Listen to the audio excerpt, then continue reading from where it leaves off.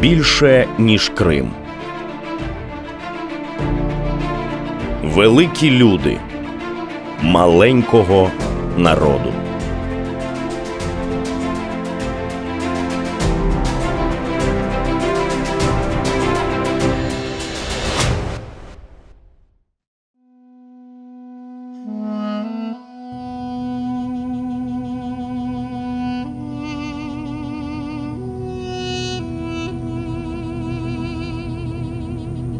Вот эта форма, она, можно сказать, классическая форма.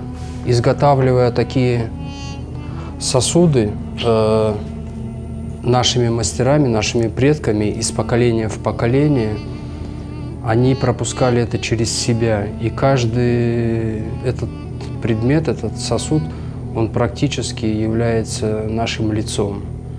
И я буквально говорю, что я состою из этой формы, из этого сосуда.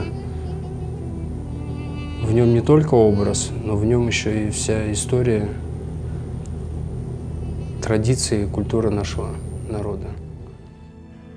Рустем Скибін вже 15 років не уявляє себе без глини. Його бренд визнаний одним із найкращих в Україні. Керамічні вироби Скибіна є у колекції президентів. Усі ці роки Рустем Скибін намагається зберегти культуру свого народу – кримських татар.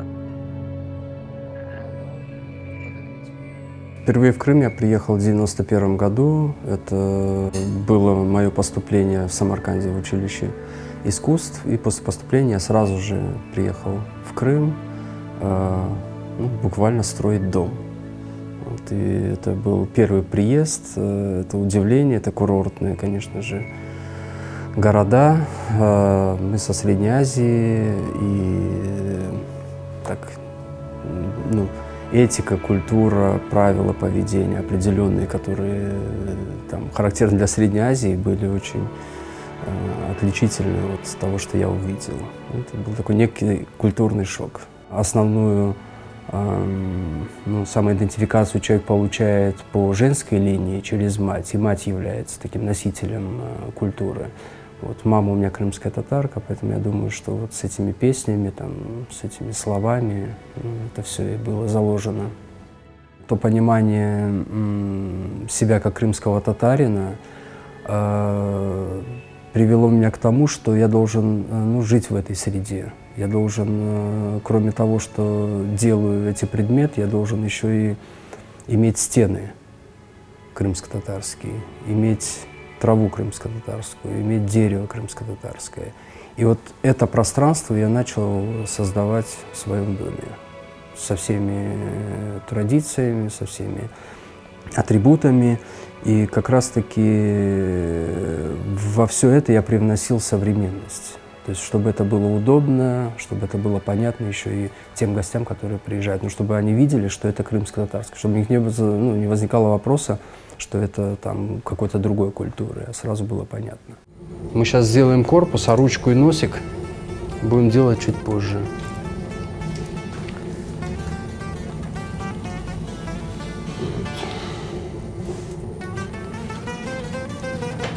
Сейчас самое важное – отцентровка, поэтому немножко сосредоточусь.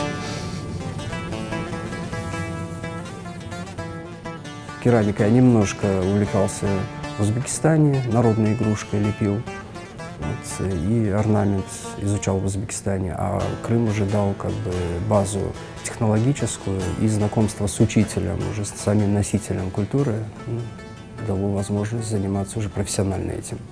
Мы познакомились с Мамутом Чорлу на одной из выставок, которая проводилась в школе в Каменке. И Мамут представлял свое творчество, а я представлял предприятие с этими произведениями, которые мы там производили. Они были абсолютно не крымско-татарские. Я на то время практически ничего не знал об этом. Вот мы там познакомились, поговорили, Мамут ага заинтересовался технологией и предложил мне создать несколько произведений с крымско-татарским орнаментом. И с того момента мы с ним начали работать, и я стал его учеником до сегодняшнего дня.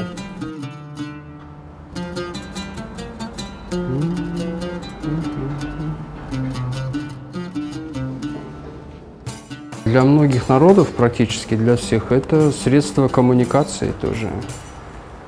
Потому что по орнаменту можно было определить, с какого региона этот человек, носитель. По орнаменту можно было определить статус, по орнаменту можно было определить там, по технологии его уровень материальный, принадлежность там, социальную. Поэтому орнамент — это тоже образ и, можно сказать, визитка, визитная карточка в то время. Здесь у нас тоже два граната. Это символ гранат семьи. И здесь у нас уже побольше изображены тюльпаны, миндали. Это дети. Это молодая семья с ее детьми. Блюдо вот вчера вышло из обжига. Этот орнамент у нас с хабрыза, домотканные полотенца. Вот. И здесь такой главный знак ромбик, или его еще называют пахлава. И в центре кобек, живот. То есть это такое место зарождения. Да, это вот современная такая подача килимного или хабрызного орнамента с полотенец или с ковров на керамику. Вот. И яркая работа, да. Заканчиваете и с глазурью, и чертеж, да, и пойдемте кофе пить будем.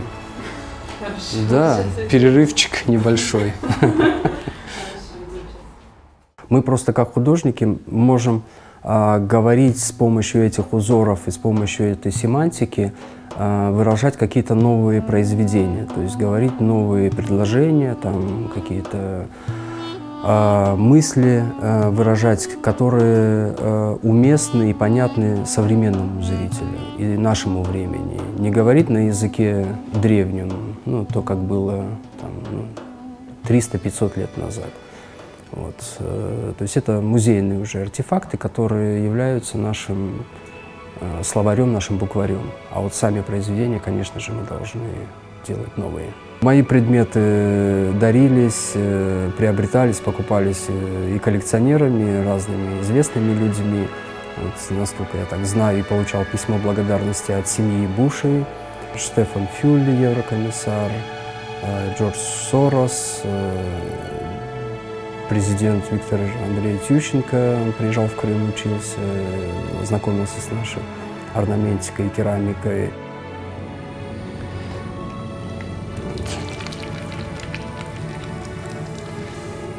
Вот этот сосуд, он найден в Крыму на месте сожженной деревни. Я стараюсь донести до общественности необходимость и крайне важное это создание Крымско-Татарского музея, в котором было бы представлено и собрано все, потому что сейчас есть на материковой части Украины достаточно и коллекционеров, и предметов, которые разбросаны, они есть там даже в продаже в какой-то, но мы не имеем возможности их там выкупить, их собрать и сложить все в одном месте, чтобы оно было доступно для всех. Вот такая площадка очень нужна. Мы сейчас будем делать этот сосуд куман. Это большой, один из самых больших размеров из куманов, а мы сделаем детский. Так, этот сосуд, он использовался у нас в ритуале омовения перед молитвой, и поэтому у него такая форма. У меня есть ученики и не крымские татары. Главное, вот, одно из условий при встрече там, с учеником, который бы хотел заниматься, это, конечно же, любовь к этому делу и согласие заниматься именно тем, что я умею хорошо делать. Чистая хуже, чем мочаться. Да, может быть, чистую нужно дольше держать, чтобы она поспевала.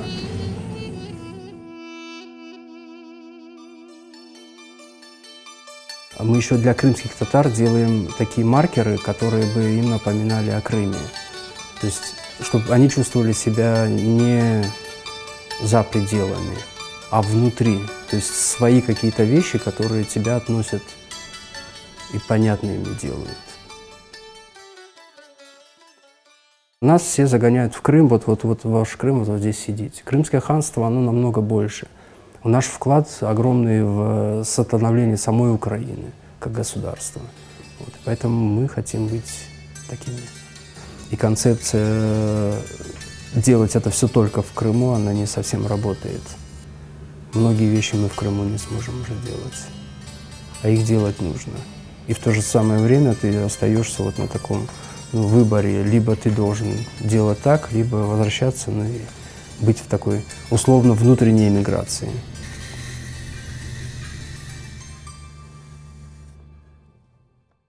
Все предметы, которые были атрибутированы, которые были вывезены из Крыма, они не имеют названия крымско-татарские, то есть они потом переименовываются, переделываются в другое и отдаются там каким-то другим народам. И предметы, которые мы не имеем доступа в музеях, мы не знаем их историю, куда они пропадают, куда они деваются, вывозятся. Это все такое культурное мародерство. Многие вещи, инициативы я в Крыму не могу реализовывать. Я могу их сделать здесь, в Украине.